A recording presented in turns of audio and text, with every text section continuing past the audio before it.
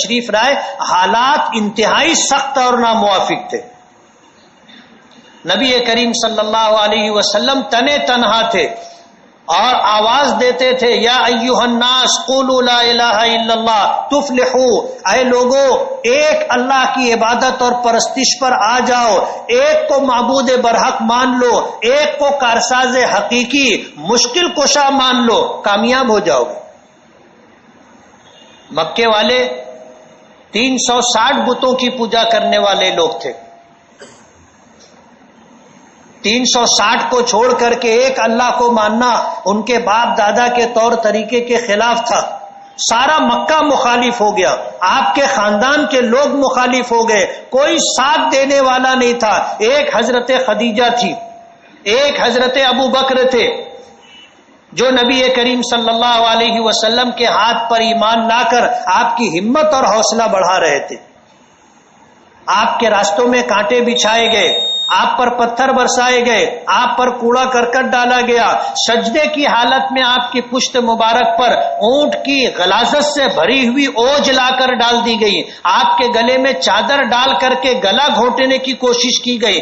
کون سا طریقہ نہیں تھا جو آپ کو مایوس کرنے کے لیے اور آپ کو خوفزدہ کرنے کے لیے اختیار نہیں کیا گیا. حتیٰ کہ آپ کو پھر قتل کرنے کی سازش کی گئی. مکے والوں نے یہ سب کچھ کیا، لیکن حالات بدلے. حالات بدلے. حضرت عمر فاروق رضی اللہ تعالی عنہ حضور کو قتل کرنے کے ارادے سے نکلے تھے. مکے کے لوگوں نے اکسایا تھا،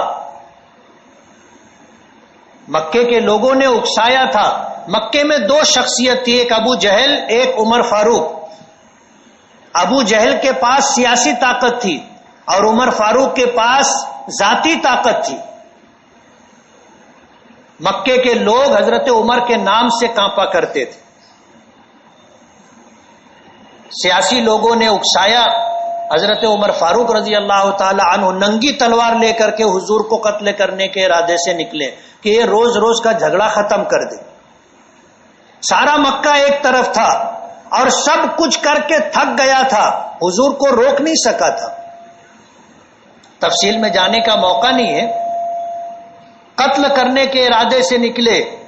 رات جو گزری تھی حضور نے دعا مانگی تھی، اللہم اعز الاسلام بعمر ابن الخطاب وعامر ابن ہشام، کہ اللہ اسلام کو عزت عطا فرما، طاقت عطا فرما عمر ابن خطاب یا عمرو ابن ہشام کے ذریعے. حضور کی دعا اللہ نے حضرت عمر فاروق کے حق میں قبول فرمائی. اور بندوں کے دل اللہ کی دو انگلیوں کے درمیان، اللہ پاک کی طرف سے ہدایت کا فیصلہ ہو گیا، حالات بن جاتے. حالات ایسے تھے کہ پورے مکہ میں وہ لوگ جو ایمان قبول کر چکے تھے، حضور کو نبی اور رسول مان چکے تھے، ان میں سے کسی کی ہمت نہیں تھی کہ عمر کا راستہ روکتا. سب دیکھ رہے تھے لیکن کسی کی ہمت نہیں تھی. ایک صحابی ملے راستے میں، حضرت عمر کے ہاتھ میں ننگی تلوار تھی. پوچھا عمر کہاں جا رہے؟ کہنے لگے نعوذ باللہ محمد کو قتل کرنے جا رہا. وہ راستہ روک تو نہیں سکتے تھے، لیکن انہوں نے کہا کہ آپ محمد کو قتل کرو گے اس سے پہلے اپنے بہن اور بہنوئی کی تو خبر لو، وہ بھی مسلمان ہو گئے. ظاہر بات ہے ایک جملہ ہوتا ہے جو انسان کا راستہ بدل دیتا ہے، ایک جملہ ہوتا ہے جو انسان کی کیفیت بدل دیتا ہے، اور ایک جملہ ہوتا ہے جو انسان کی زندگی کا فیصلہ کرتا ہے. ایک جملہ تھا محمد کو قتل کرو گے پہلے اپنے گھر کی خبر لو. حضرت عمر کا راستہ تو نہیں روک سکے لیکن راستہ بدل دیا. اس لیے زندگی میں ہمیشہ اگر کسی سے کوئی بات چیت کرنی ہو تو اس سے اچھی بات کرنی چاہیے. ہماری کوئی بات ایسی نہیں ہونی چاہیے جو اس کے لیے نقصان دہ ہو. ایک جملہ آدمی کہتا ہے بس آدمی کی سوچ بدل جاتی. حضرت عمر فاروق نے بجائے دار ارقم کی طرف جانے کے راستہ بدل دیا اور پھر جو ہے بہن اور بہنوئی کے گھر پہنچے. حضرت خباب رضی اللہ تعالی عنہ قرآن کریم پڑھا رہے تھے بہن اور بہنوئی کو. حضرت عمر نے دروازے سے آواز سنی, دستک دی. بہنوں نے پوچھا کون؟ تو کہنے لگے عمر. دونوں گھبرا گئے. حضرت خباب کو چھپایا, قرآن کریم کے اوراق کو تندور میں ڈال دیا اور پھر دروازہ کھولا. حضرت عمر نے اندر جاتے ہی بہنوئی کا گریبان پکڑا اور پوچھا کیا کر رہے تھے؟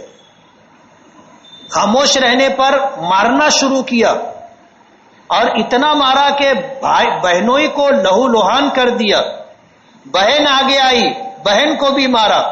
بہن کو غصہ آ گیا. اس نے کہا کہ ہاں ہم نے ایمان قبول کر لیا ہے, اسلام قبول کر لیا ہے, کیا کرنا ہے کر لو.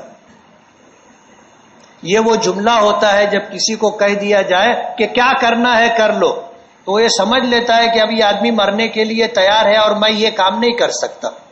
سامنے والے کی ہمت ٹوٹ جاتی. بہن نے کہا, عمر کی ہی بہن تھی, جس ماں کا دودھ عمر نے پیا تھا اسی ماں کا دودھ بہن نے بھی پیا تھا. کہا کہ ہاں اسلام قبول کر لیا ہے, ایمان لے آئے ہیں, کیا کرنا ہے کر لو. حضرت عمر کا ہاتھ رک گیا اور بہن اور بہنوئی کو جب خون میں لت پت دیکھا تو پوچھا کہ کیا پڑھ رہے تھے؟ تو بہن نے کہا کہ ہم قرآن پڑھ رہے تھے. کہا کہ مجھے دکھاؤ. کہا تم ناپاک ہو, کفر اور شرک کی غلاظت میں مبتلا ہو. یہ اللہ کا کلام ہے اور پاک کلام ہے, تم جیسے ناپاک آدمی اسے ہاتھ میں نہیں لے سکتے. عمر سوچنے پر مجبور ہو گئے اور اس کے بعد بہن نے بتایا, وضو کیا. وضو کرنے کے بعد قرآن کریم کے اوراق تھے. سورہ طٰہٰ کی شروعات تھی کہ طٰہٰ ما انزلنا علیک القرآن لتشقی, کہ محمد صلی اللہ علیہ وسلم ہم نے آپ پر قرآن اس لیے نہیں اتارا کہ آپ کا نصیب خراب ہو جائے اور آپ بدبخت ہو جائے. ہم نے تو قرآن اس لیے اتارا تاکہ آپ کی دنیا اور آخرت سنور جائے. عربی زبان, اور حضرت عمر خود اہل زبان تھے, انہوں نے پڑھنا شروع کیا. قرآن کریم اللہ کا کلام تھا, اثر انداز ہوا. حضرت عمر فاروق رونے لگے. پہلا رکوع تھا, پڑھتے جا رہے تھے, قرآن کریم دل میں اترتا جا رہا تھا. اور پھر وہ موڑ آیا کہ کہنے لگے کہ مجھے حضور کے پاس لے کے چلو. قتل کرنے کے ارادے سے نکلے تھے, اللہ نے دل کی کیفیت بدل دی. فیصلہ کچھ اور ہونا تھا, شروعات کسی اور طریقے سے ہوئی تھی. جب دار ارقم پر پہنچے, دروازے پر دستک دی. حضرت حمزہ اندر سے پہرا دے رہے تھے اور مسلمان اس زمانے میں حضور کے ساتھ نظر بندی کے ایام گزار رہے تھے. آزادی کے ساتھ جانا آنا چلنا پھرنا سب کچھ ختم ہو چکا تھا. اپنی جان اپنی عزت بچا کر کے دار ارقم میں پناہ لے کر کے مسلمان اپنا وقت حضور کے ساتھ گزار رہے تھے. حضرت حمزہ نے دروازے میں سے حضرت عمر کو دیکھا تو اللہ کے رسول سے کہنے لگے, اللہ کے رسول مصیبت آ گئی. تو حضور نے پوچھا کیا؟ کہنے لگے عمر ہے دروازے پر اور ہاتھ میں ننگی تلوار ہے. اللہ کے رسول سے زیادہ کوئی بہادر نہیں ہوتا. حضور نے حضرت حمزہ کو ہٹایا, دروازہ کھلوایا اور حضرت عمر آئے تو حضور نے عمر کا گریبان پکڑ لیا اور جھٹکا دے کر کے پوچھا کہ کیا بات ہے؟ تو عمر کہنے لگے ایمان قبول کرنے کے لیے آیا.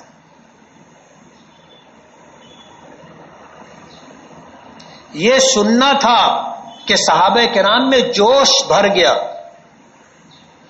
اور اللہ کی کبریائی کا اعلان کیا, اللہ اکبر.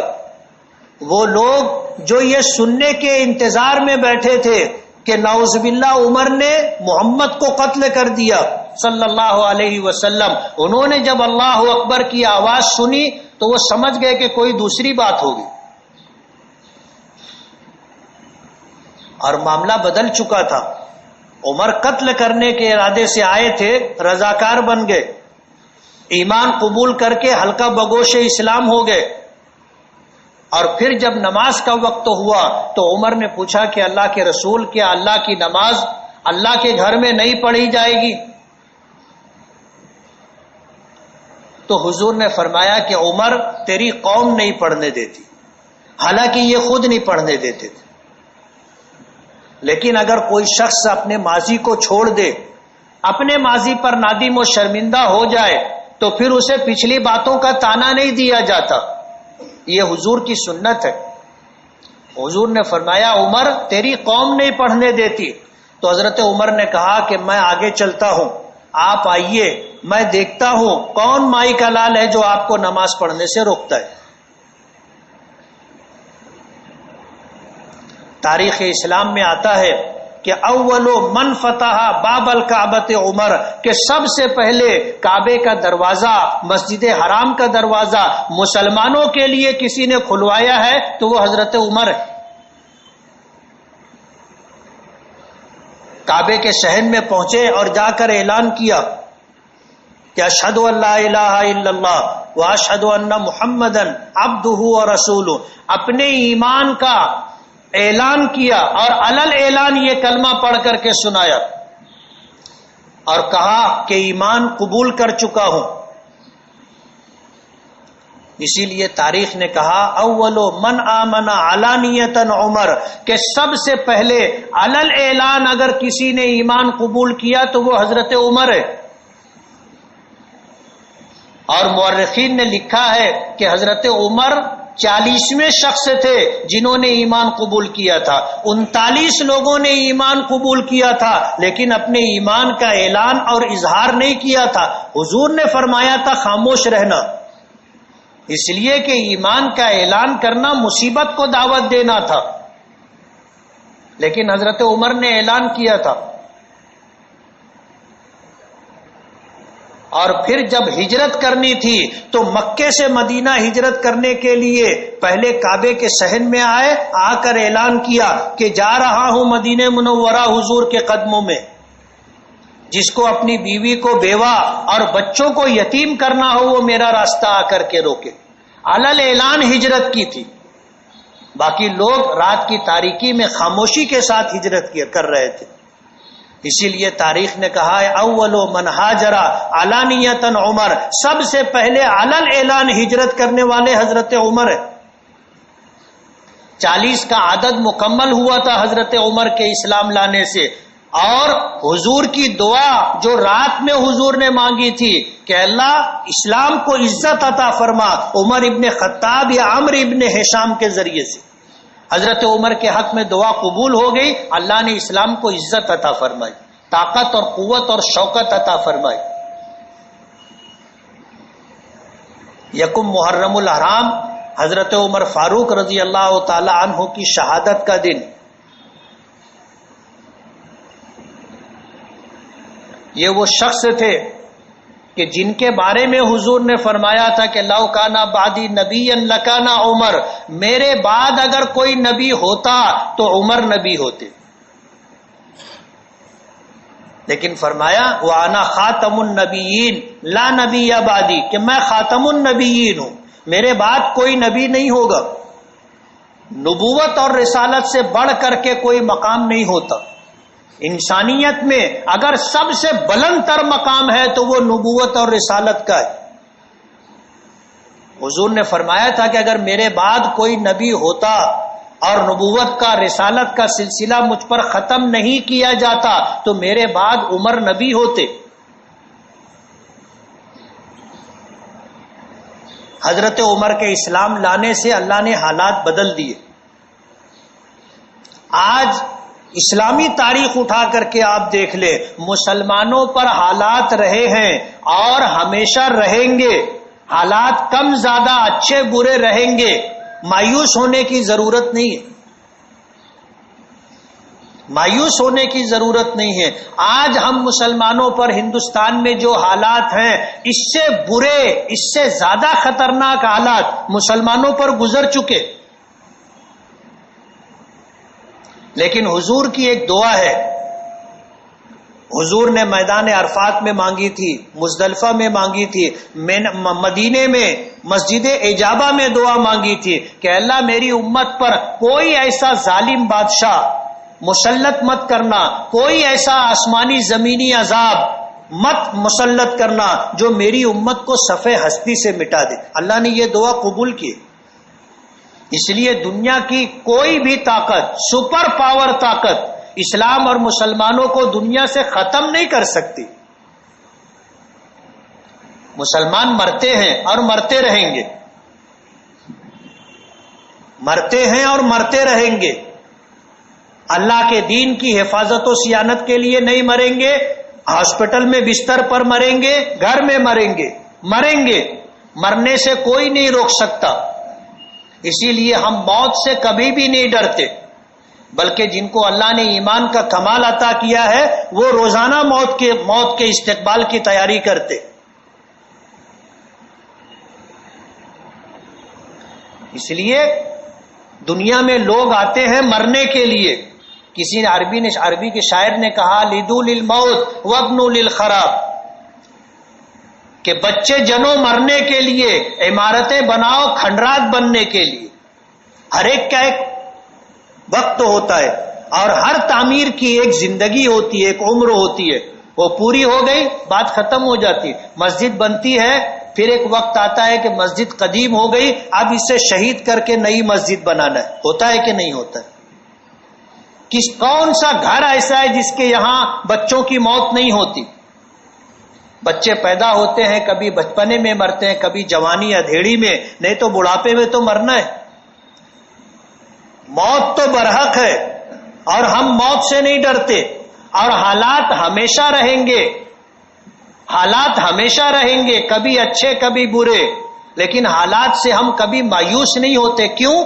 ہمارے لیے ہمارے نبی کی دعا ہے کہ اللہ کوئی ظالم بادشاہ، کوئی عذاب ایسا مت مسلط کرنا کہ میری امت صفحے ہستی سے مٹ جائے۔ ہم کو کوئی بھی نہیں مٹا سکتا۔ ہماری کامیابی کا ایک راستہ ہے، ایک راستہ، ہم اللہ اس کے رسول کی اطاعت پر آ جائیں، دنیا کی کوئی طاقت ہمیں شکست نہیں دے سکتی۔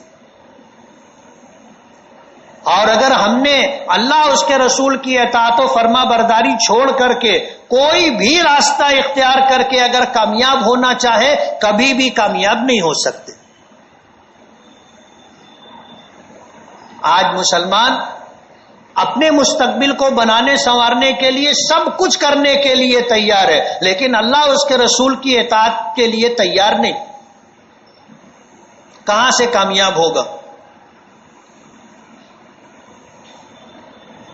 ایک ہی راستہ ہے ہماری کامیابی کا، اللہ اس کے رسول کی اطاعت و فرما برداری، بس۔ ہم نے اگر اپنے آپ کو بنا لیا، سنوار لیا، اللہ اس کے رسول کی اطاعت کو اختیار کر کے اپنے گھر والوں کی ہم نے صحیح تعلیم و تربیت کر دی، ہمیں کوئی مٹا نہیں سکتا۔